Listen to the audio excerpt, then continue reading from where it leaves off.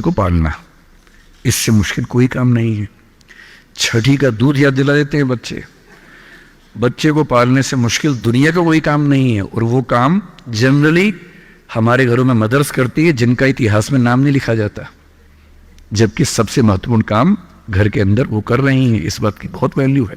कई जगह पेरेंट्स मतलब फादर्स भी कर रहे हैं कुछ हद तक, लेकिन जनरली दुनिया में ज़्यादा ये काम अभी तक महिलाओं के हाथ में जाता है। जब बच्चा स्कूल जाता है तो स्कूल जाने के बाद आप देखेंगे जो लेडी टीचर होती है, जिसको बच्चा प्यार से मैम कहता है, मैम, ऐसे बच्चे के लिए मैम दूसरा भगवान होता है मम्मी के बाद। कुछ समय के बाद भगवान नंबर 1 मैम हो जाती है, भगवान नंबर 2 मम्मी हो जाती है। और अगर मैम ने कुछ कहा है और मम्मी कह रही गलत है, तो बच्चा घूम के देखता है कि तुम बताओगी मुझे, वो भगवान है वो तो मेरी।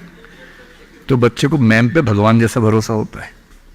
फिर जब वो बड़ा होने लगता है 10, 11, 12, 13 साल का, 13 किए जाते जाते बच्चों में जो बायोलॉजिकल चेंजेस होने शुरू होते हैं, बड़े परेशान होते हैं, पशुपेश में होते हैं कि ये क्या हमारे साथ हो रहा है, हमारी जिंदगी चेंज हो रही है। अचानक उनको ऐसा लगने लगता है। उस उम्र के जो हार्मोन्स हैं वो उनको पेरेंट से दूर करते हैं, क्योंकि उनको जिस तरह की आज़ादी चाहिए, पेरेंट जानते हैं कि ये उम्र सही नहीं है, तो पेरेंट्स रोकते हैं, समझाते हैं, फ़ोन का यूज़ कम करो, इंटरनेट कम करो, तुम्हारा दोस्त ठीक नहीं है, तुम्हारी कंपनी ठीक नहीं है, अच्छे दोस्त रखो, ये करो, वो सब करते हैं। उनकी मजबूरी है, उनको पता है कि ये उम्र फिसलने वाली है। और बच्चों को लगता है कि मैं जहाँ जहाँ आज़ादी चाहता हूँ, यही 2 लोग मेरे दुश्मन हैं, पता नहीं ये डिजर्व नहीं करते मुझे, they don't deserve a child like me. फिर वो पेरेंट्स से झूठ बोलना, छिपाना, हर बच्चा उस उम्र में झूठ बोलना शुरू कर देता है। कुछ बहुत प्यारे मासूम बच्चों को छोड़ दूं मैं 1-2%, बाकी सब थोड़ा बहुत झूठ तो बोल लेते हैं। कुछ ज्यादा शातिर हो जाते हैं, इतना खतरनाक झूठ बोलते हैं, लाई डिटेक्शन टेस्ट करवा लेंगे तो नहीं पकड़ में आएंगे, इतना अच्छा झूठ बोलने लग जाते हैं, क्योंकि उन्होंने सीख लिया दोस्तों से सब करके।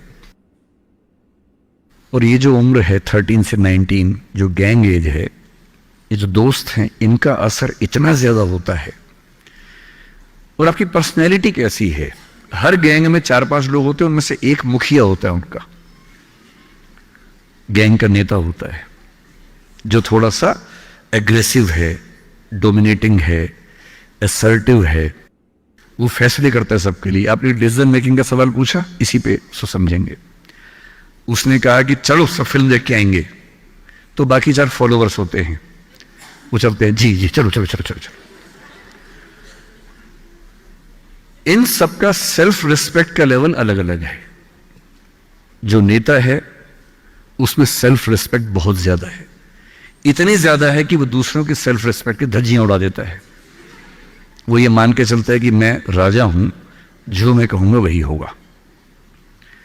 और जो बाकी 4 भेड़ बकरियां हैं, जिनमें कॉन्फिडेंस की कमी है, असर्टिव नहीं है, सबमिसिव हैं, दब्बू हैं, डरपोक हैं, वो बेचारे उसकी बात को फॉलो करते हैं।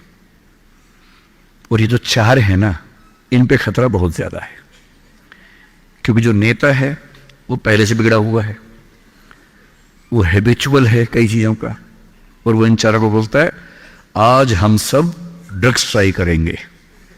पूछ नहीं रहा है, बता रहा है। अब इन 4 में से एक के मन में है कि ना करूं, मम्मी ने उसको 1000 बार समझाएगी बेटा ये मत करना, वो बेचारा बोल ही नहीं पा रहा, घबराहट हो रही है उसको। बड़ी मुश्किल से मिमियाते हुए एक वाक्य उसने बोला, मिमियाना मतलब बिल्ली की तरह से बोलना, कैट की तरह से बोलना। उसने कहा यार मम्मी ने कहा था ठीक नहीं होता है। अब उसके बाद जोर से ठाका मार गया, ये देखो मम्मी का बच्चा, ये देखो मम्मी का बच्चा, इसको दुद्धू पिलाओ इसको, बच्चा है, ये तो बड़ा ही नहीं हुआ, ये तो मर्द ही नहीं बना अब तक। हम तो मर्द हैं, हम तो बड़े हैं, हम तो ग्रोन अप हैं। इस बच्चे की सेल्फ एस्टीम, सेल्फ रिस्पेक्ट इतनी कम है कि डर जाएगा, एकदम घबरा जाएगा।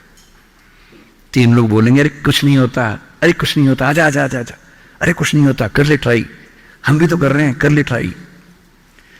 और इसी प्रेशर में ये बच्चा पहली बार ऐसी गलती करेगा। और मैंने पहले ही कहा कि कि रास्ता एक तरफा है, वापसी का रास्ता नहीं। इस प्रेशर को बोलते हैं पीयर ग्रुप प्रेशर, दोस्तों का प्रेशर। मैं अपने बच्चे को केवल एक बात सिखाता हूं, मैं केवल एक बात पे फोकस करता हूं कि मेरे बच्चे या आप लोग पीयर ग्रुप प्रेशर से बच सके। मैं खुद बचा था, अच्छे से बचा था, मेरे पेरेंट्स की भूमिका थी।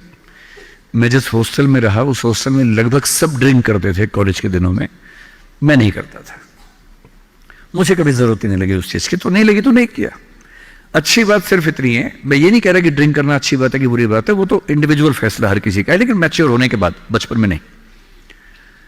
मैं सिर्फ ये कहना चाह रहा हूं कि अगर 4 लोग मुझ पर दबाव डाले और मैं उनके दबाव में आ जाऊं